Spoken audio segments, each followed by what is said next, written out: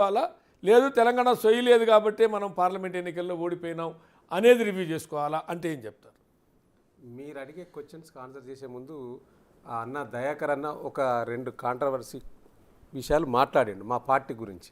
ప్రధానంగా నిన్న ఇవాళ జరిగిన ఆ యొక్క మర్డర్కి సంబంధించి హత్య విషయంలో కూడా అక్కడ ఉన్న రమణారెడ్డి గారో లేకపోతే పార్టీ ప్రోత్సాహంతో వారిని ప్రశ్నించారు కాబట్టి, వారి మీద కేసులు వేసారు కాబట్టి వారిని మర్డర్ చేయించినని ఏదైతే మాట్లాడుతున్నారో దీన్ని తీవ్రంగా నేను విభేదిస్తున్నా, ఖండిస్తూ ఉన్నాను. ఎందుకంటే వారి హత్యకు బీఆర్ఎస్ పార్టీకి కానీ అక్కడ లోకల్ నాయకత్వానికి కానీ ఎవరికి కూడా సంబంధం లేదు. ఎందుకంటే నేను ఆ భూపాలపల్లి ప్రాంత వాసిని, బై బర్త్ ప్లేస్ నాది అక్కడ. కాబట్టి వారు చనిపోయిన లింగమూర్తి ఎవరైతే ఉన్నారో వారు అక్కడ ఏం చేస్తారు, ఏ విధమైన సెటిల్మెంట్లు, ల్యాండ్ సెటిల్మెంట్లు చేస్తాడు, ఏ విధమైన పంచాయతీలు చేస్తాడు, ఇలా నేను చెప్పడం కాదు.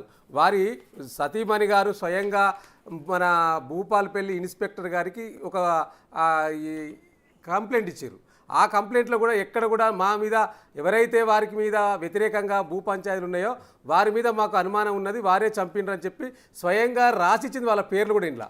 సో ఇచ్చిన తర్వాత ఈ ఎఫ్ఐఆర్లో కూడా ఎక్కడ బీఆర్ఎస్ పార్టీల్లో లేకపోతే రాజకీయాలు ఉన్నాయి కూడా ఈ ఎఫ్ఐఆర్లో కూడా ఎక్కడ వారి పేరు నమోదు చేయలేదు. సో కాబట్టి ఇది ఆ తర్వాత ఇది రాజకీయంగా వాడుకోవడానికి బట్టగాల్చి బీఆర్ఎస్ పార్టీ మీద అక్కడ ఏదో కాళేశ్వరం ప్రాజెక్టు కట్టిరు కాబట్టి దాని మీదనే కేసు వేసింది కాబట్టి కావాలని ఇట్లా హత్య రాజకీయాలు చేయాలంటే 10 సంవత్సరాలు మేము అధికారం ఉన్నాడు అప్పుడు మమ్మల్ని ప్రశ్నించిన గొంతులను కనబడకుండా చేయొచ్చు, కానీ మేము ఆనాడు చేయలేదు. ఒక ప్రజాస్వామ్యయుతంగా నాడు పాలన చేసినాం.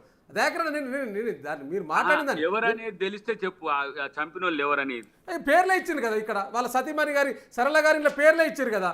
వాళ్ళ పేర్లు రేణుకుంట్ల కొమరయ్య, రేణుకుంట్ల సందీప్ కుటుంబ సభ్యులు గొడవ పడ్డది. వాళ్ళ రేణుకుంట్ల ఫ్యామిలీ ఎవరైతే ఉన్నారో ఆ 2-3 అన్నదమ్ములు ఉన్నారు, వాళ్ళ పేర్లు రాసిచ్చింది. కేసీఆర్ కేటీఆర్ పేరు ఎత్తింది మరి ఆడ ఏడ్చేటప్పుడు దాన్ని అంటే నేనేమంటున్నా, ఫస్ట్ కంప్లైంట్ ఇచ్చినప్పుడు అవన్నీ ఏమి లేవు.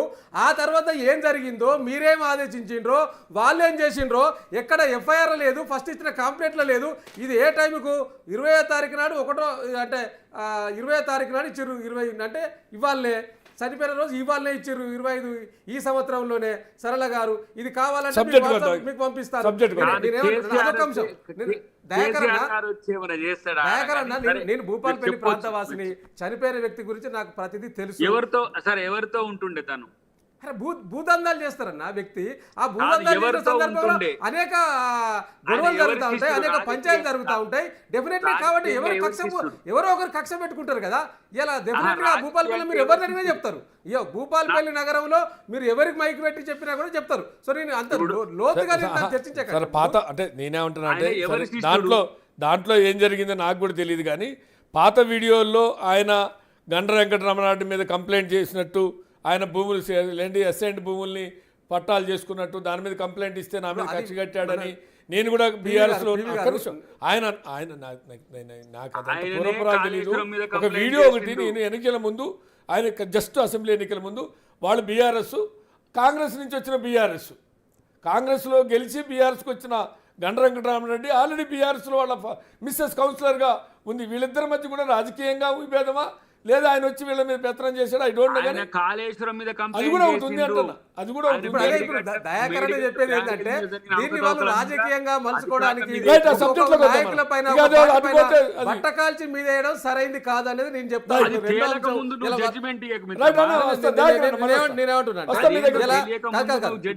దయాకరణ ఇంకొక విషయం ఏం చెప్పిందంటే బీఆర్ఎస్ పార్టీ తోటి అస్తిత్వం పోయింది, ఇంకా వీరికి అస్తిత్వం గురించి మాట్లాడే హక్కు ఎక్కడిది అన్నారు. ఆ తర్వాత ప్రధానంగా నేనేమంటున్నా అంటే దయాకరణకు చెప్పాల్సింది ఏంటంటే, దయాకరణ మీరు అడిగిన క్వశ్చన్స్ కూడా ఇవాళ మేము సెంటిమెంట్ను రగల్చడానికి సమావేశాలు పెట్టుకోలేదు పివి గారు. ఇలా మా పార్టీ ఆవిర్భావ దినోత్సవం సందర్భంగా పార్టీ యొక్క కార్యాచరణను పార్టీ ఆనాడు మీరు అన్నట్టు ప్రభుత్వంలో ఉన్న 10 సంవత్సరాలు ఏం చేసిండ్రు అని మీరు అడిగినరు. అప్పుడు కూడా మీరు ఈ యువత ఎవరైతే సోయిలేని తెలంగాణ పట్ల అని అన్నారో అప్పుడు చేయొచ్చు కదా కార్యాచరణ అని మీరు అన్నారు. డెఫినెట్లీ అప్పుడు చేయాల్సింది ఉండే, చేయకపోవడం మిస్టేక్ జరిగింది. ఆనాడు కేసీఆర్ గారు ఒక పక్క ప్రభుత్వంలో మనం ప్రజలకు ఏదైతే హామీలు ఇచ్చినామో హామీలు నెరవేర్చడంలో తలమునకలు అయితే, రెండో అంశంలో పార్టీ వర్కింగ్ ప్రెసిడెంట్గా ఉన్న కేటీఆర్ గారు ఒక పక్క పార్టీని మరో పక్క ప్రభుత్వాన్ని రెండు ఎడ్లలాగా నడిపించుకుంటూ ముందుకోవాలని ఆనాడు ఆలోచన చేసినాం. కాబట్టి పార్టీ విషయంలో కొంత వెనుకడుగు పడ్డది. పార్టీని పట్టించుకోకపోవడం వలన ఇవాళ మేము ప్రతిపక్షంలో ఉన్నది. దాంట్లో తప్పేం లేదు మేము చెప్పుకోవడానికి. సో కాబట్టి ఇకనైనా పార్టీ పునర్నిర్మాణం చేయాలి. పార్టీ ఎట్లా పుట్టింది, ఎందుకోసం పుట్టింది అనేది విషయాలు మనం ఇప్పుడున్న యువతకు చెప్పాల్సిన బాధ్యత పార్టీ కార్యకర్తల పైన ఉందనేది ఒక అంశం. ఇలా పార్టీ సెంటిమెంట్ రగిల్చి మళ్ళీ ఓట్లు రగిల్చుకోవడం కాదండి దాని ఉద్దేశం. అది కాదు. నేనేమంటున్నా అంటే ఆ సమావేశానికి అయినటువంటి వాళ్ళు ఆ